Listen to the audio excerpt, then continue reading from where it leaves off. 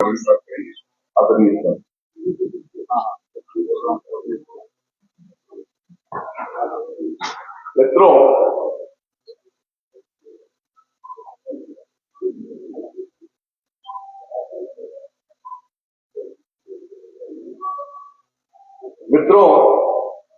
जम्मू कश्मीर का यह चुनाव ऐतिहासिक दृष्टि से एक अद्भुत और पहला चुनाव।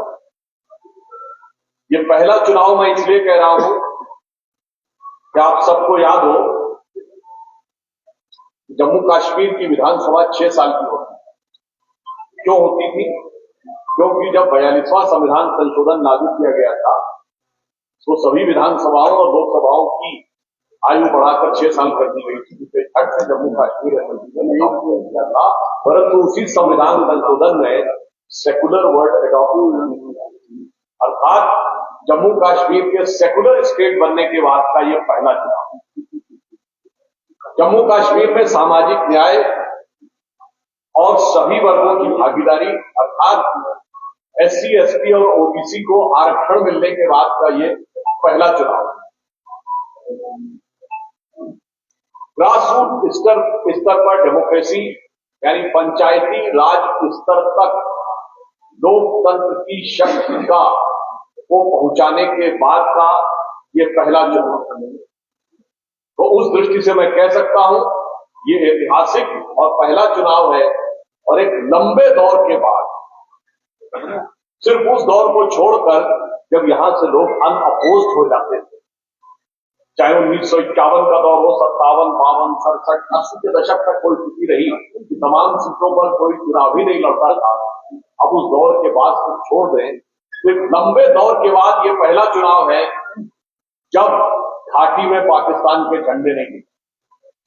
एक लंबे दौर के बाद ये पहला चुनाव है जब आईएसआईएस के झंडे नहीं है, इंडियन आर्मी गो बैक का स्लोगन नहीं है, स्टोन पेंटिंग नहीं है, और लेके रहेंगे आजादी और बंदूक के दम पर आजादी के स्लोगन है। अर्थात लोकतांत्रिक व्यवस्था के विस्तार, सभी वर्गों को सम्मान, संवैधानिक व्यवस्थाओं की स्थापना और उसके साथ देश विरोधी शक्तियों के को नियंत्रित करने के बाद का यह पहला चुनाव। और एक और दृष्टि से पहला चुनाव भारत के इतिहास में, जब भी कभी कश्मीर का मुद्दा अंतर्राष्ट्रीय स्तर पर उठता था तो लंबे समय तक ये स्थिति रही कि ले देकर एक सोवियत संघ हमारे साथ खड़ा होता था, बाकी लगभग पूरी दुनिया पड़ोसी मुल्क के साथ बन जाती थी। आज मोदी जी के नेतृत्व में हमने वो कूटनीति बदली है कि एक ले देकर चाइना उनके साथ खड़ा होता है, बाकी लगभग पूरी दुनिया हमारे साथ। अर्थात डिप्लोमेटिकली यानी कूटनीतिक दृष्टि से भी ये भारत का पहला चुनाव, और एक और दृष्टि से बहुत अलग चुनाव। बहुत से लोग बहुत सारी चीजों के बारे में बात करते हैं और वो भूल जाते हैं। एक दौर ये भी था, जिसको कश्मीर को कहते हैं कि सूफियों का बहुत बड़ा सेंटर, और सूफियों की एक बड़ी फेमस दरगाह चरारे शरीफ जलाकर खाक कर दी गई थी, और उसके बाद जलाने वाला मकसूद पाकिस्तान बांट गया था। मुस्लिम समाज की सबसे बड़ी मुकद्दस मस्जिद हजरत बल पर आतंकवादियों ने कब्जा कर लिया था। एक वो दौर था, और एक आज का दौर है जब 33 साल के बाद मुहर्रम का शियाओं का जुलूस भी शांतिपूर्वक निकलने में सफल रहा है। अर्थात मुस्लिम समाज की दृष्टि से भी शांति और व्यवस्था कायम होने के बाद का, लंबे समय के बाद का पहला चुनाव। तो मैं इसके लिए जम्मू कश्मीर की जनता का भी आभार व्यक्त करता हूं, और इसके लिए जो साहस हमारे प्रधानमंत्री श्री नरेंद्र मोदी जी ने दिखाया था, उसके लिए मैं ये कहना चाहूंगा कि दर्द की रात गई, गम के जमाने भी गए। दर्द की रात गई, गम के जमाने भी गए, और मोदी जी की हिम्मत से कई दाग उड़ाने भी गए। इसके बाद वो दर्द की रात तो गई, और नई सुबह की जो किरण दिखना शुरू हुई है, उससे वो बदलाव की एक नई इबारत आसमान पर उभरती हुई नजर आ रही है। पहली बार जम्मू कश्मीर में पिछले वर्ष 2 करोड़ टूरिस्ट। जम्मू कश्मीर भारत का एकमात्र राज्य है जिसे 2 एम्स, अन्यथा सभी राज्यों को केवल एक एम्स। पिछले 4 वर्षों में 7 नए मेडिकल कॉलेज स्थापित किए गए। जम्मू क्षेत्र में ही प्राइवेट सेक्टर में भी अगर आपको ध्यान हो तो आश्रम मित्तर के साथ HPCL का ज्वाइंट प्रोजेक्ट आने वाला, जो यहाँ बहुत मैसिव प्रोजेक्ट होगा और उससे भारी मात्रा में जॉब का सृजन भी। पूरी रियासत में जम्मू कश्मीर में कुल मिलाकर 1,25,000 करोड़ रुपए के इन्वेस्टमेंट पाइपलाइन में। विकास की सोच वहां तक पहुंची है कि 500 से अधिक आबादी के लगभग सारे गांव ग्रामीण सड़कों से कनेक्ट कर दिए गए। 7 या 8 गांव रह गए हैं जो 500 से अधिक आबादी के हैं और जहां तक सड़क नहीं पहुंच पाई है उन सबको कनेक्ट कर दिया। जियो टैगिंग, चाहे यहां का अनारदाना हो या केसर हो, उन सब की जियो टैगिंग प्रोडक्ट की करके ताकि उनको राष्ट्रीय और अंतर्राष्ट्रीय मार्केट में एक अच्छा प्रभावी स्थान मिल सके, वो भी व्यवस्थित किया गया है।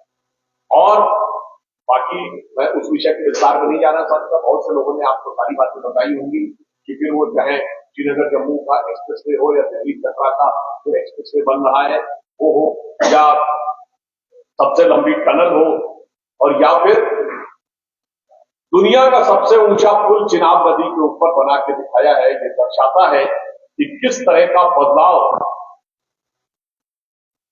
इस सरकार के आने के बाद आया है और किस तरीके की लगाव, बदलाव के साथ साथ लगाव भी मैं बताना चाहता हूं हमारी पार्टी और प्रधानमंत्री मोदी जी का है।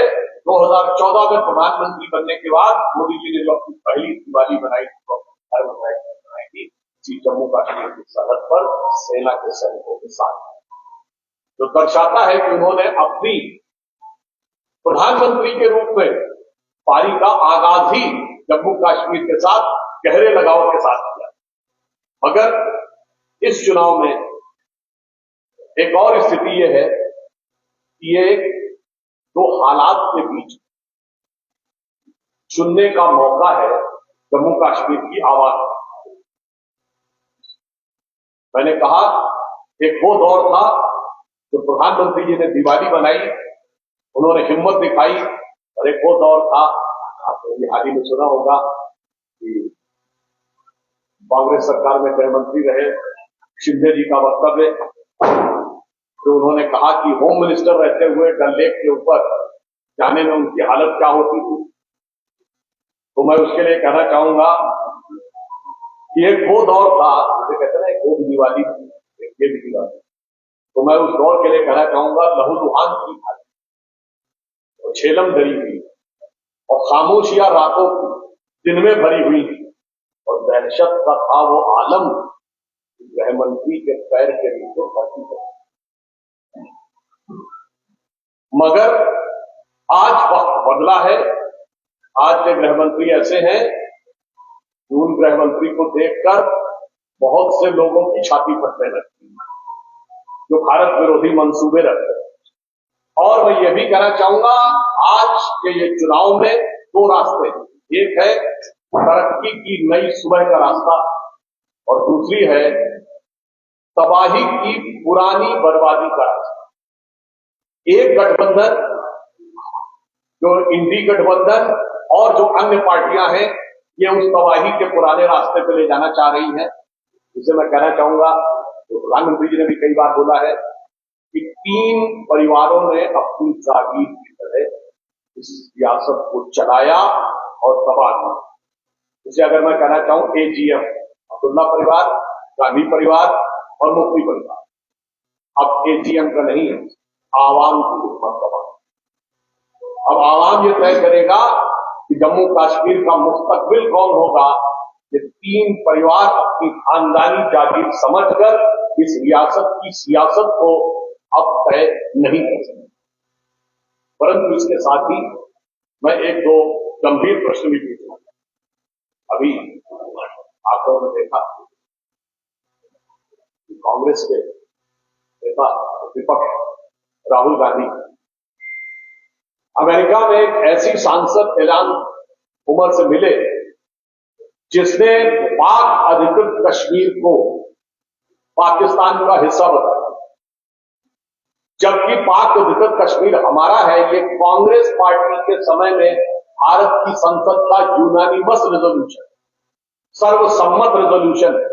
मैं पूछना चाहता हूं राहुल गांधी जी से, आप संसद में नेता प्रतिपक्ष हैं, भारत की संसद के इस सर्वसम्मत प्रस्ताव को, यूनानिमस रेजोल्यूशन का आपने अपमान क्यों किया? दूसरा, आपकी पार्टी की सरकार के समय में ये हुआ है, उसका अपमान क्यों किया? और तीसरा, आपने अपने पुरखों के समय में, आपकी खानदान की सरकार की, उनके समय में हुआ है, अपमान क्यों किया? और सबसे बढ़कर जम्मू कश्मीर की पूरे आवाम की इस भावना का अपमान क्यों? और फिर आपने भी देखा कि उनके जो सहयोगी हैं वो भी नई नई भाषा बोल रहे हैं। नेशनल कॉन्फ्रेंस के उमर अब्दुल्ला साहब बोलते हैं कि धारा 370 हम दोबारा रेस्टोर करेंगे। तो मैं कांग्रेस पार्टी से पूछना चाहता हूं, वो सिर्फ इतना ही नहीं है, फारूक अब्दुल्ला साहब जो उनके सबसे सीनियर नेता है, तो 2020 में क्या बोल चुके हैं कि आर्टिकल 370 को रेस्टोर करने के लिए हम चाइना की सहायता लेंगे। I want A clear cut answer from national conference and Congress both. 2016 Farooq Abdullah साहब बोल चुके हैं कश्मीर में 1953 से पहले का स्टेटस बहाल करेंगे, यानी यहां दो कॉन्स्टिट्यूशन, दो प्राइम मिनिस्टर होते हैं। तो I want A clear cut answer from Congress and national conference. Farooq Abdullah साहब के बयान के लिए माफी मांगेंगे या आप उसमें कायम हैं? और मैं ये भी याद दिला देना चाहता हूं, एक दौर वो भी था, लोग भूल जाते हैं और कहने लगते हैं साहब कश्मीर में 90 के दशक के बाद आई, तो पुरानी घटना लोगों को याद नहीं होगी। 1983 का वर्ल्ड कप जीतने के बाद इंडिया का पहला वनडे इंटरनेशनल कहां हुआ? इसी जम्मू कश्मीर में। फिर अक्टूबर 1983 को श्रीनगर, भारत और वेस्ट इंडीज का मैच, उसमें भारतीय टीम की हुटिंग, भारतीय टीम के ऊपर सामान फेंका गया, भारत के खिलाफ नारे, मैच भारत और वेस्ट इंडीज का और नारे पाकिस्तान के समर्थन में। कौन सा सेंटर में? इंदिरा गांधी की सरकार थी, जिसको आप बहुत ताकतवर कहते हैं, और यहां फारूक साहब थे। यही अलायंस था उस समय भी। नेशनल कॉन्फ्रेंस यहां थी, फारूक अब्दुल्ला साहब जहां तक मुझे याद है सीएम थे और इंदिरा गांधी वहां।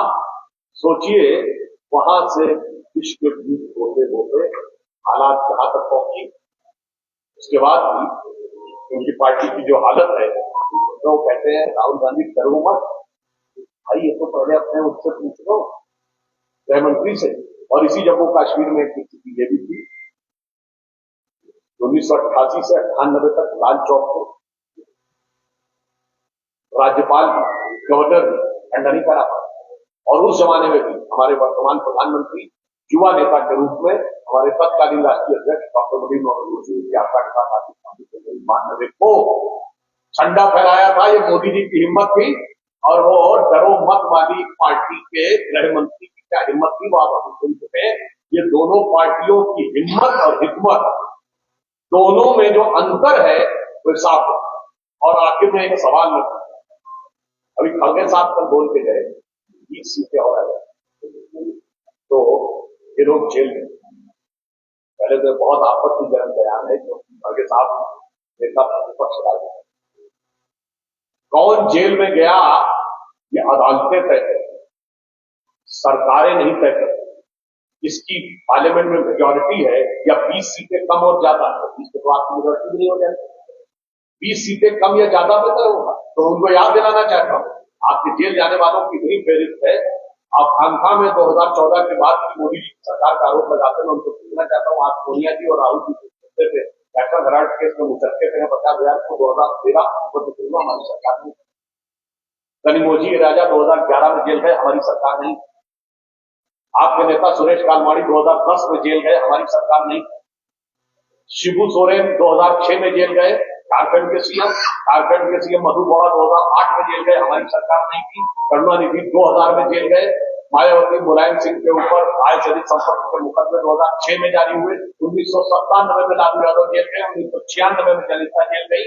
राजीव गांधी पे आरोप लगे 87 में, FIR हुई 90 में, और झारखंड मुक्ति मोर्चा रिपब्लिकन 94 में हुआ।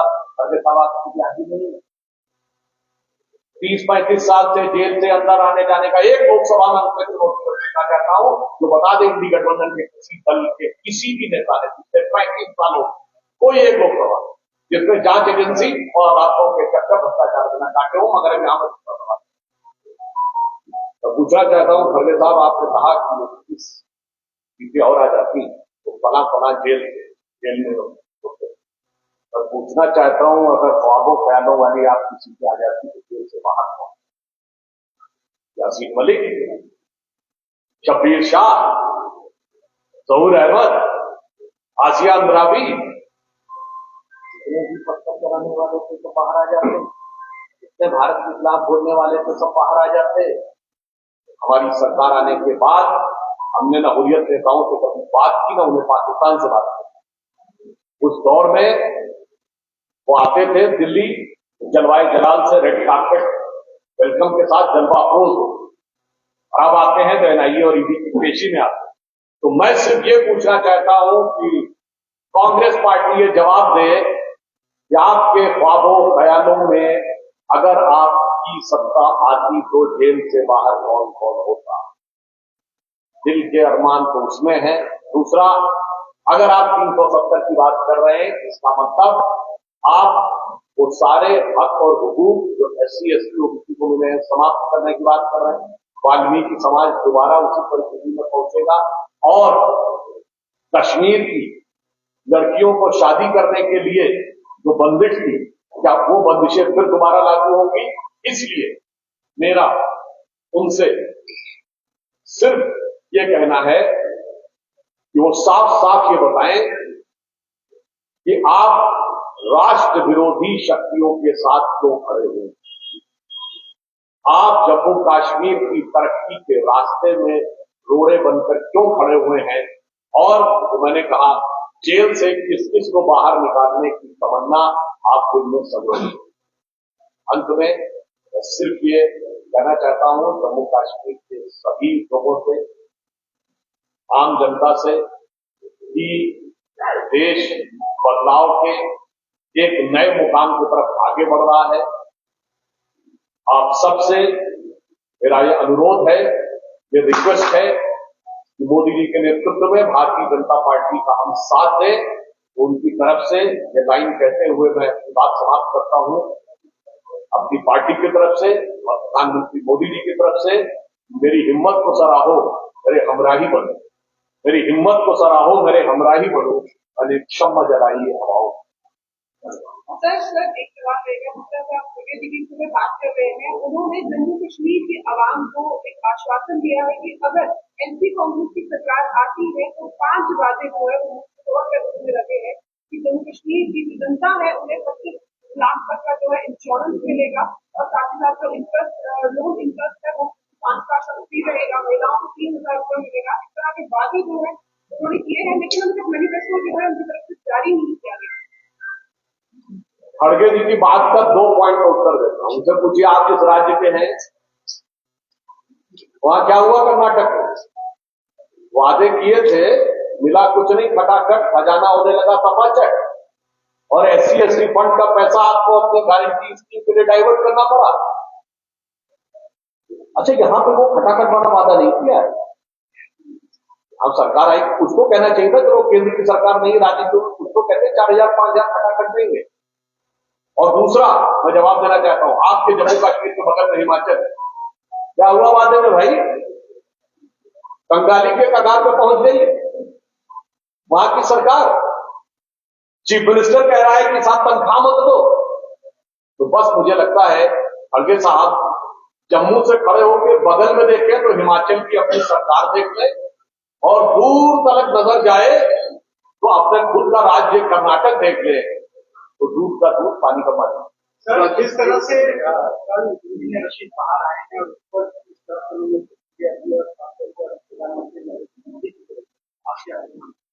देखिए, इस प्रकार के जो तत्व हैं उन्हें राजनीतिक और नैतिक प्रश्न है, both political and moral support यहां की पॉलिटिकल पार्टी देती रही है, और इसी कारण या इसलिए मैं संदर्भ में एक पॉइंट जब आपने कहा है तो मैं फिर बात कर देना चाहता हूं।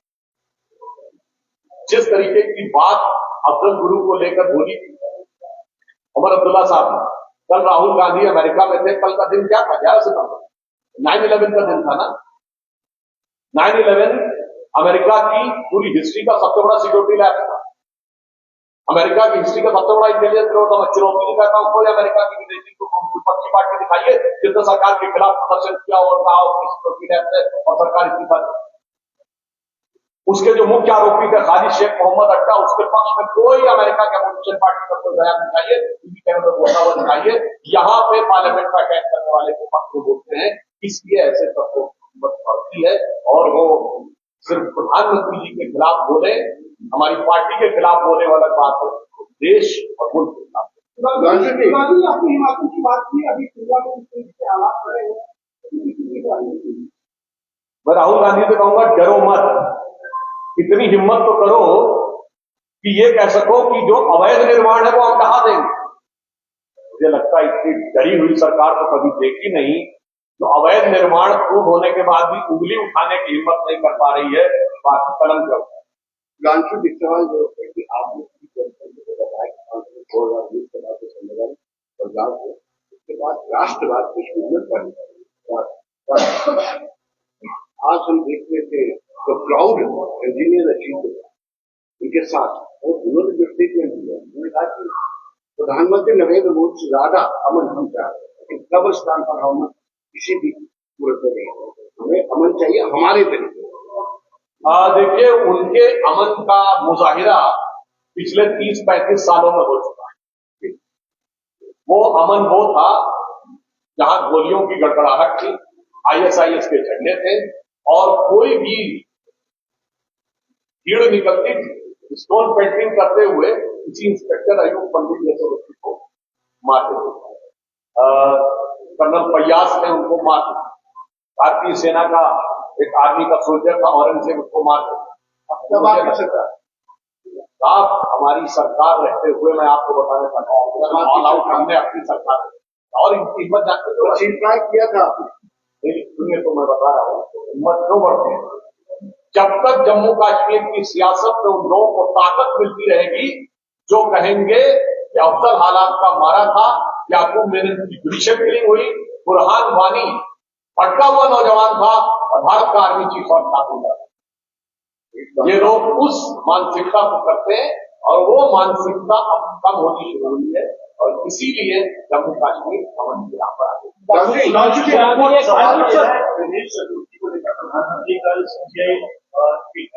उसको लेकर संजय राउत ने उन्होंने कुछ संवैधानिक पदों पर बैठे रहेंगे, लोगों के मन में उन्होंने कहा कि PGI को जो महाराष्ट्र के रिलेटेड जो सुनवाई हो रही है उससे अपने आप को अलग कर देना चाहिए। किस तरह से देखते हैं ये जो महाराष्ट्र अलायंस है वो सवाल? महाराष्ट्र में अपने को छत्रपति शिवाजी महाराज की विरासत का दावा करने वाले और इसी जमाने में बात तो छोड़ दो, इसी जमाने में हिंदू पार्टी होने का दावा करने वाली महाराष्ट्र पार्टी के किसी नेता को अगर गणपति उत्सव में प्रधानमंत्री के जाने पर आपत्ति होने लगे तो समझिए सियासत में उनका पानी नाक और सर से ऊपर है। कर्नाटक एक सवाल करना चाहूंगा आपसे। खबर आई है कि माध्यम कर्नाटक की वहां पर जो का प्रोग्राम कर रहा था वहां पर पत्थरबाजी हुई है और वहां पर बताया। देखिए, जब से कांग्रेस की सरकार आई है कर्नाटक में तब से ऐसे बहुत सी घटनाएं निरंतर होती चली आ रही है। अगर आप देखें तो जम्मू कश्मीर के बाहर ब्लास्ट की घटना अब भारत में होनी बंद हो गई। वो रामेश्वरम ब्लास्ट भी वहीं पे हुआ था, ये वहां की सरकार Yesterday for the country for the site many of them will be behind bars. Now today he is asking the bar. He said that wherever the Prime Minister had made the foundation school, because the bill has started, the building has fallen, even he went to the extent of saying there has been secret not for him. So how do you get to the statement of ये अब कहना नहीं चाहिए पनौती जैसा शब्द use करने में, तो जब से उनके खानदान के चश्मो चिराग सत्ता में आए तो पार्टी के लिए कैसी पनौती साबित हुए हैं। कि 138 साल के इतिहास में कांग्रेस पहली बार तीसरे अटेम्प्ट में 30 डिजिट नहीं टच कर पाई। मतलब मैं व्यक्तिगत टिप्पणी नहीं करना चाहता था, परंतु अगर खड़गे जी ने कहा है तो आप सोचिए, उनके पिताजी 400 सीटें लेके आए थे राजीव गांधी, राहुल गांधी के नेतृत्व में पहला चुनाव हुआ शानदार 44, उसके बाद दूसरा चुनाव 52 और तीसरे में 99 पाकर। तो वो नशा है कि वो नशा हाथों से लेके हाथों तक बचता वो दिख रहा है। तो मुझे लगता है खड़गे जी ने कहना चाहूंगा, अगर आप मनोजी को देखना चाहें तो अभी का वो दोहा याद रखिए, बुरा जो देखने में चला बुरा न मिलिया कोई जो अपहरण का बयान आया था अपने नाम पे, अगर चुनावों के बाद ऐसे रिजल्ट आते हैं कि भाजपा बहुमत लेकर नहीं आता तो बहुमत कम आता है, तो क्या भाजपा बीजेपी के पास जाना चाहेगी या एनसी के पास जाना चाहेगी? पहले क्या किया? कश्मीर की जनता से जो प्रेम और आशीर्वाद हमें मिल रहा है उससे हम पूरा आश्वस्त हैं। भारतीय जनता पार्टी इस पर खड़गे जी ने रैली में कहा था कि अगर कांग्रेस के पास 20 सीटें और आ जाती तो बीजेपी के बड़े नेता जो है वो तलाकों वैसे तो मैं एक और बात बता, खड़गे जी याद रखें 200 से ऊपर सीटें थी कांग्रेस की 2009 और जमीन आसमान का खुलासा एक कर दिया था हमारे नेताओं को अंदर रखने के लिए। और कोर्ट का जो जजमेंट है अमित शाह जी के बारे में पढ़ लीजिए, जजमेंट में न सिर्फ बरी क्या बल्कि कहा कि पॉलिटिकली मोटिवेटेड था। तो उनसे कहिए वो जो पुराना गीत था ना, गुजरा हुआ जमाना आता नहीं दोबारा, अब उनकी तो तारीफ में मतलब ऐलान उमर भी आ चुकी है, पन्नू भी आ चुके हैं, पाकिस्तान भी आ चुका है और अब पुराना याद हो वीडियो तो हाफिज सईद भी हो चुका है। तो मैं उनके लिए कहना चाहूंगा खड़गे जी और कांग्रेस की नाकाम सियासी हरकतों के जनाजे के लिए, गुजरा हुआ जमाना आता नहीं दोबारा, हाफिज सईद तुम्हारा। आखिरी सवाल last question, Rahul Gandhi resorted to fear Congress over the Sikh community in and day after that statement which he gave here, the United States of America, there was a linear explosion in Chandigarh. Do you think that such statement can instigate people? What really happened in Chandigarh is an outcome of that? It is a highly unfortunate event that the leader of the opposition has become an instrument or fallen prey to those type of powers. He has become the first leader of the opposition in India's history who has lived with an established anti-India. He has become the first leader of the opposition in India's history whose name was said by Pakistan in Indonesia. As far as Sikh community is concerned, मैं उन्हें याद दिलाना चाहता हूँ, एक ही दौर था जब सिखों का वो पगड़ी पहनने में हिंदुस्तान में डर लगता था, वो था नवंबर 1984 और तब वो बहुत ही आपत्तिजनक हंसना योग्य बयान आया था कि बड़ा पेड़ गिरता है तो धरती हिलती है। तो आपके गुनाह सियासी नहीं खानदानी। हेलो, बहुत बहुत धन्यवाद हमारे प्रेस के मित्रों का। आपसे प्रार्थना है कि नीचे आप हमारे साथ लंच के लिए ज्वाइन करें और 4 बजे